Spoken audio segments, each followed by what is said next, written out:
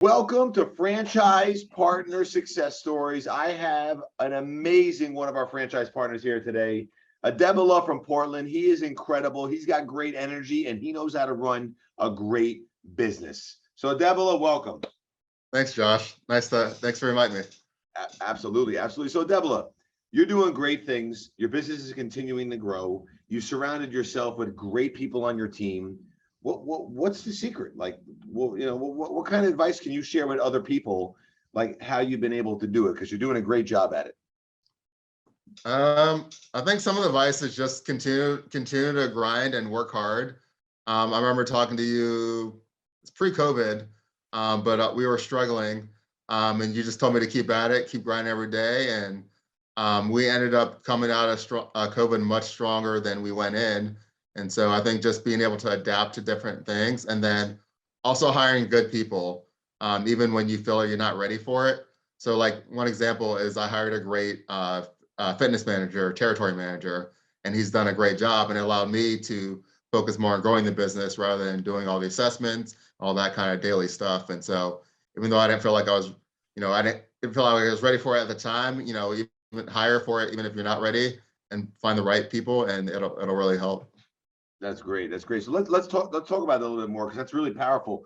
So like leadership, obviously coming into buying a business, did you have experience in leadership? Did you learn how to be a good leader? Because you are a great leader. And, I feel like a lot of people who might be listening to this are saying, well, I have no experience in this. I don't know how to do it. Now, obviously, it does help becoming, into a franchise model. But regardless if you're coming into a franchise model, starting a business, being a good leader takes time. So, maybe you could walk everybody through that.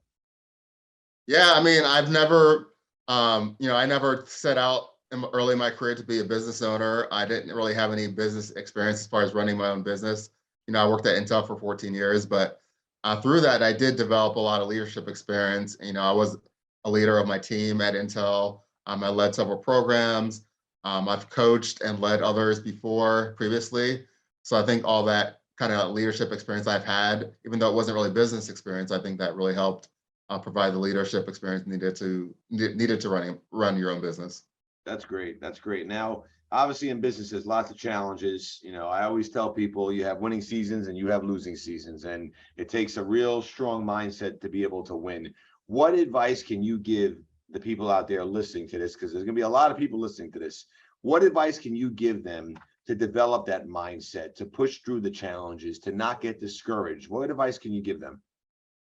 I think having a strong why and going back to that, always remember like why you started this. And for me, it was really to have an impact and help change people's lives. And even when the times are tough, and you're putting up signs and you're not getting enough leads, just keep remembering the why and why you're doing it. And then those stories that really, the stories of the clients' lives that we changed, that really helped me get through those tough times.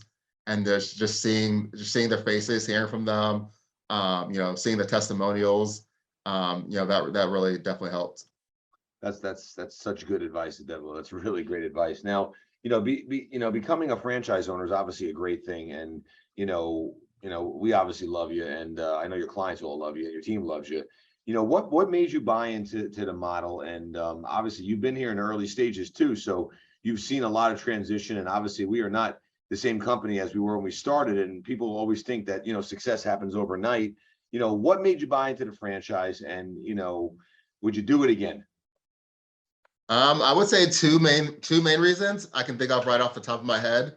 As one, it's different. There's a lot of gyms, there's a lot of personal trainers, there's a lot of fitness studios. But when I saw the GYMGUYZ model, really taking the workout to the clients at their place of need, it cuts out the time. So many clients or so many people have excuses. I don't have enough time. I don't like going to the gym. Whatever their excuse. With GYMGUYZ, we really eliminate all those excuses, and that's what I kind of really saw from the forefront. Being outside the box. And then second reason, and I swear this is not a setup. No one asked me to say this, but it was really you, Josh. When I met you, I was like, this dude is on fire, and it wasn't like.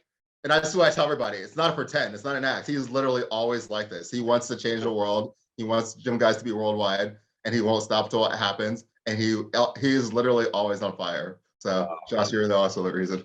I appreciate that, Adebola. That means the world to me, man. Thank you so much. Well, listen, I'm so happy you're here. I'm so happy you took some time to jump on here. I want to make this quick and sweet. I want to put out just these little clips. Hopefully they can help people, because we do get, interest all the time for more people coming onto our, into our system and becoming franchise partners. And I think, any last words you'd like to leave them with before we end on a positive note? No, just thanks for having me. And just remember, when the going gets tough, tough gets going. Let's do it. That is so true. Adebola, keep shining. You're doing great things. I appreciate you. Thank you so much for your time. And anything I could ever do, I always got your back, man. I appreciate it. Thanks, Josh.